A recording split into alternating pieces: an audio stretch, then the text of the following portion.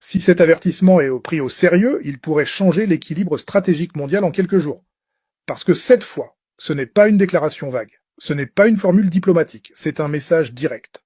Vladimir Poutine s'adresse à Donald Trump, et il le fait en pleine montée de tension entre Washington et Téhéran. Autrement dit, au moment précis où le moindre faux mouvement pourrait déclencher une escalade militaire majeure.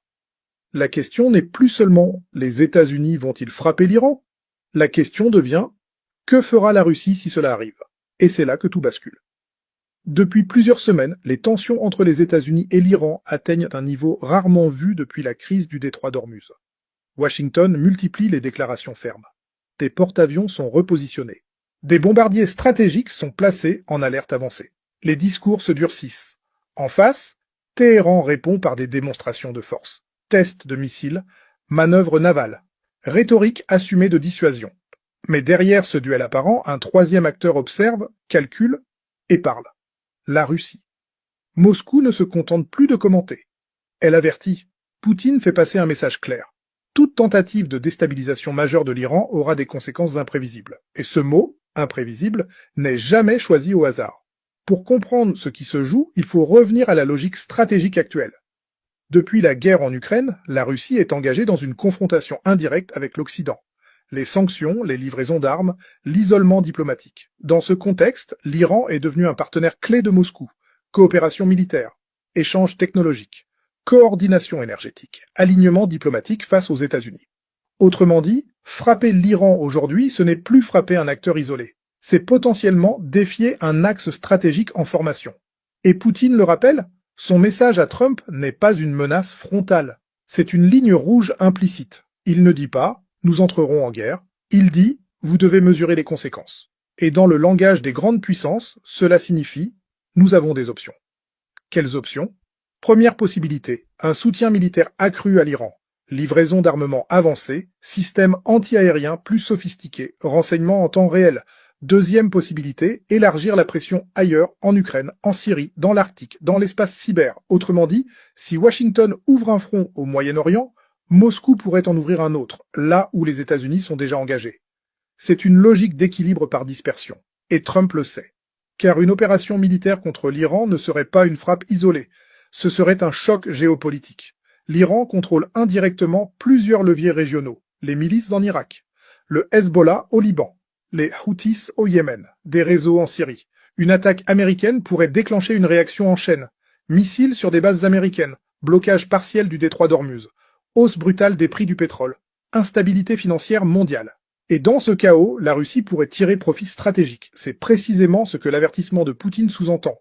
Il ne s'adresse pas seulement à Trump, il s'adresse au Pentagone, au Congrès, aux alliés européens, aux marchés financiers. Le message est global, il vise à introduire un doute.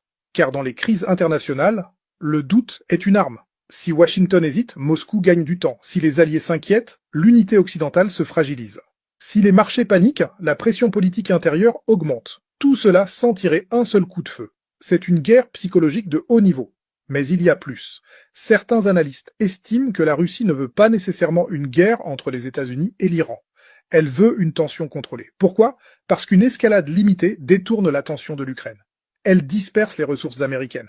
Elle fragilise la cohésion de l'OTAN. Mais une guerre totale pourrait devenir incontrôlable. Et Moscou sait qu'un conflit régional peut rapidement devenir systémique.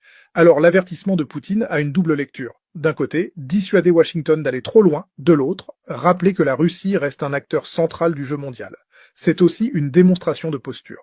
Dans un monde multipolaire, chaque crise devient une scène. Et sur cette scène, personne ne veut paraître absent. Trump, de son côté, joue une carte différente. Son discours repose sur la force, la dissuasion, la crédibilité, reculer ou subissez les conséquences. Mais face à la Russie, la dynamique change. Car il ne s'agit plus seulement d'intimider l'Iran, il s'agit d'éviter un engrenage entre puissances nucléaires. Et c'est là que le risque devient maximal. Quand plusieurs acteurs disposent de capacités stratégiques, la marge d'erreur diminue. Une mauvaise interprétation. Un incident maritime, un missile mal identifié, une frappe préventive mal calibrée, et l'escalade devient automatique. C'est ce que les stratèges appellent la spirale d'action-réaction. Chaque camp répond pour ne pas paraître faible. Chaque réponse est perçue comme une provocation. La logique politique remplace la prudence militaire. Alors que cherche réellement Poutine? Certains pensent qu'il teste Trump, d'autres estiment qu'il cherche à fixer les limites.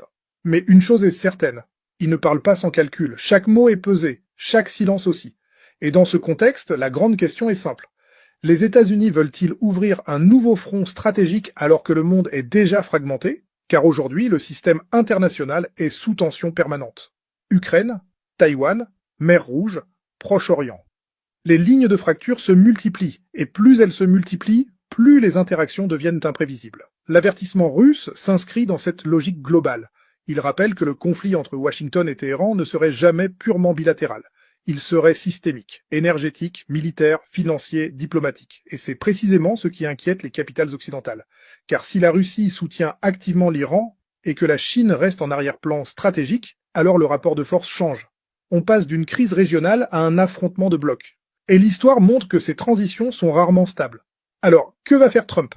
Maintenir la pression pour renforcer sa posture politique, ou temporiser pour éviter une collision stratégique?